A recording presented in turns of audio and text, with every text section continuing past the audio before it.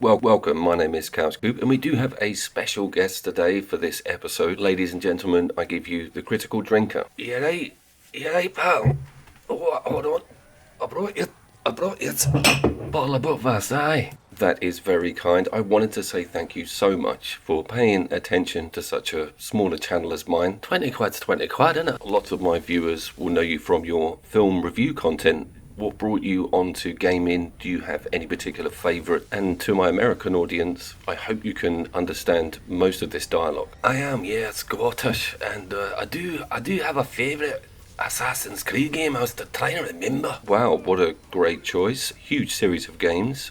Any particular one? Aye, Defo had kilts. Blue paint on the pus. I think you might be thinking of Braveheart the film. Easy mistake to make, and wouldn't surprise me if that's some Valhalla DLC at some point. Let's move on. You clearly know your stuff. What persuaded you to turn this beam of knowledge that you possess onto gaming? Because some creators may look at dominating a singular area on the platform as enough. I can't complain. I figured talking shite about films and getting 2 million, 1 million subscribers too easy for me. And launching the gaming side of things, did you struggle to come up with a name? Did you want to come up with something that was out of the envelope? I don't know, critical gaming. Okay, well, I know you're very busy this afternoon. Aye, I can't stay long. I'm off to go and talk about Starfleet Academy with Nerd Erotic.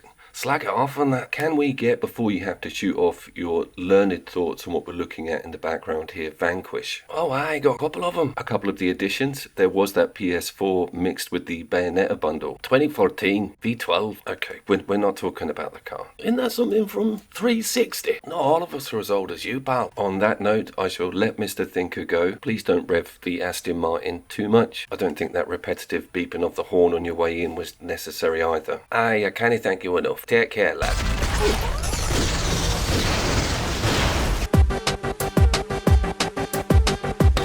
I swore an oath, a solemn promise, when I first put this channel together, that I would always put Vanquish on once a year as a minimum. I have let you all down, viewers, because 2025 was one of the first years I did not accomplish that. So a video in 2026 is long overdue. Two things: you may have played this game and love it as much as I do and are just here for the lols, fair enough. You've never played it and you're thinking, is this worth dipping into? 500% worth dipping into. This is the best cover-based third-person shooter on 7th, 8th and 9th gen. I can't really see much on the 9th gen that's single player that is this octane ridden. It's an absolute masterpiece.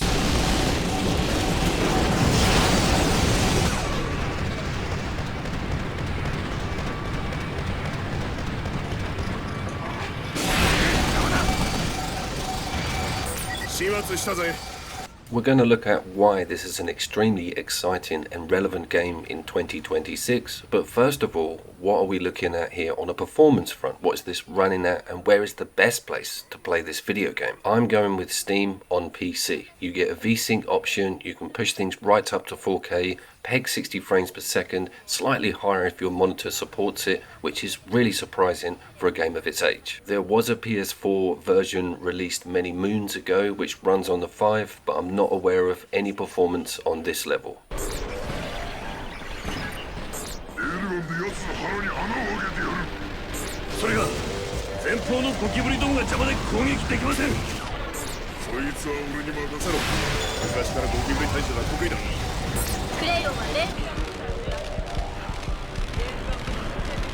This game was also made by the great Shinji Megami from Tango Studios. Shinji and team seem to have an affinity with three major areas of gaming that I very much enjoy. One of which is bullet time.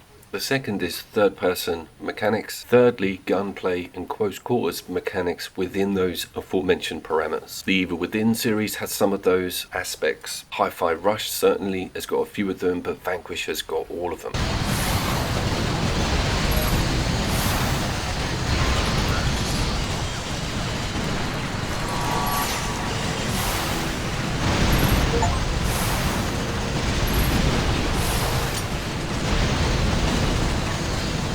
So that's the heritage and some of the mechanics explained. What I want to cover in this section is a major point of this game, and it isn't too obvious to you when you first go to it. Nothing changes with your move setup at all from the inception of the game, the start, right to the last hour. You have exactly the same powers, jump distance, armor, everything. There's not even an alternative skin. This wouldn't be so impactful if those moves weren't such a massive feature of the day-to-day mechanics. Hold up, we got a bit of footage of the Unknown, in inverted commas, one of my favourite bosses in the entire game. The intro to this dude is still terror-inducing.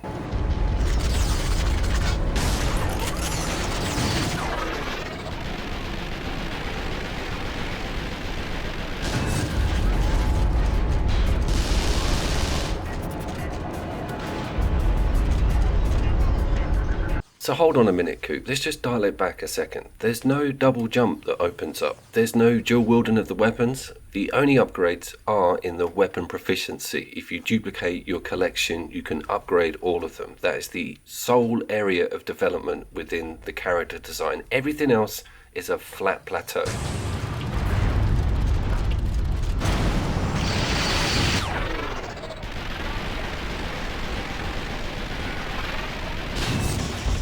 Trying to cram that into my modern gamer brain at the moment, everything is loot based and online. It's all about new chests or opening up some massive moveset that wasn't accessed at the start of the game. A lot of modern developers are used to holding back really cool mechanics and using them as an incentive to keep you playing the game. There's this trend with action RPGs at the moment where you have all your powers right at the start for about half an hour, and then you are just robbed of all of it and you start in a pair of pants. We've all been there.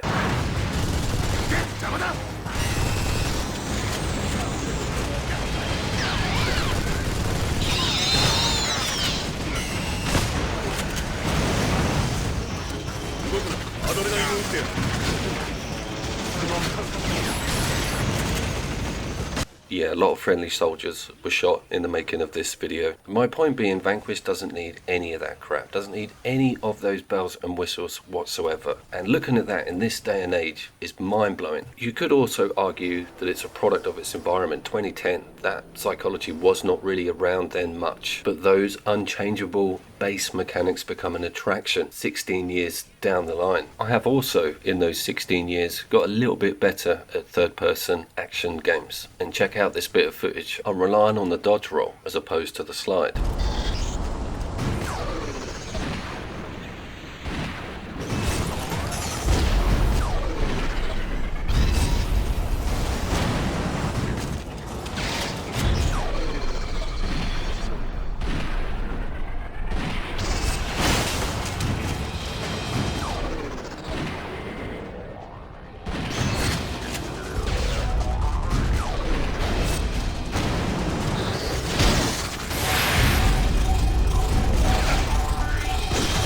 My brain was like, have I discovered some new Vanquish meta after nearly 20 years of playing it? We've also got to remember that it was kind of a golden age. We had Platinum, Shinji was in position, we had Bayonetta come out. They even released, as mentioned at the start of the video, both of those games in a singular purchase on PS4. Strongly recommend looking at it, but you cannot beat how good this looks and crisp over on PC. That is a hint for an SSD 9th generation remaster of Vanquish. Just put a wallet symbol in the comments.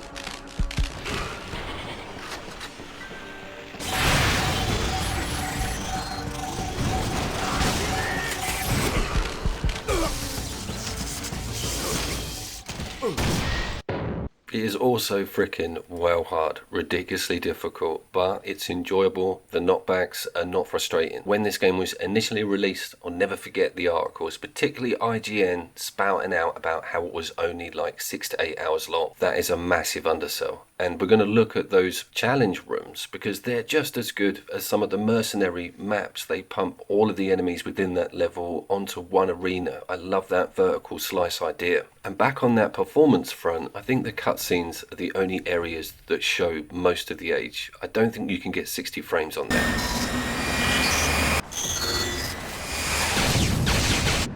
派手に歓迎されてるな。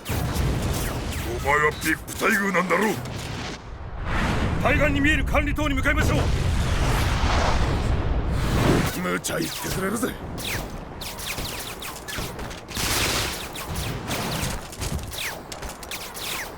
I wanted to mention some of the video games that may have taken a bit of influence from Vanquish in those 16 years. One that first comes to mind is Outriders, that very much online third-person shooter. But there is an almost love letter-like indie game out there called Rollerdrome from Roll7, and I reviewed it standalone. I will link. It's one of the closest things I've played to the brilliance of this video game recently. We do also have Hi-Fi Rush, but again that's Tango and Shinji's involved, so we can't really include it. Same goes for Ninja Gaiden 4. You've got this excellent massive slide in it. Again, Platinum involvement. It did make my 2025 Game of the Year list.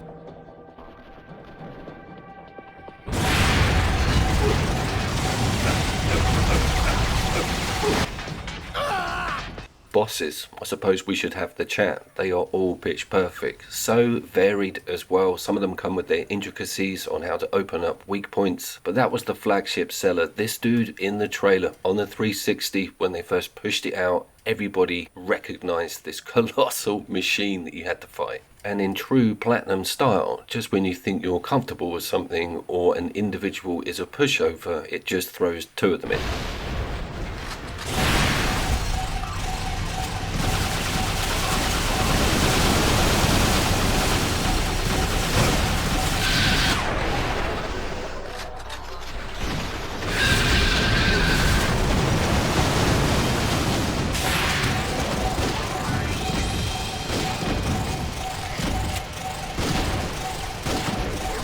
So finally, as mentioned, those wave-based challenge rooms, there's loads of them. They are all level targeted, so you have to open them incrementally, and of course you get all of the things that you fight in the campaign smashed into this singular arena with a crescendo style boss. They're absolutely amazing. Very difficult to get a good high score. I'm pretty sure those online leaderboards aren't functioning. Still loads of fun. Trying to do a run, smash that top score. This ended up making like 40% of my time in the game. IGN. You forgot to mention them, didn't you?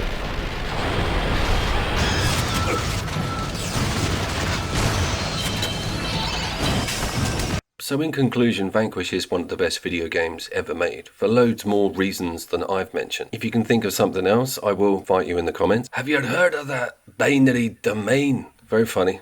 I'll see you down there.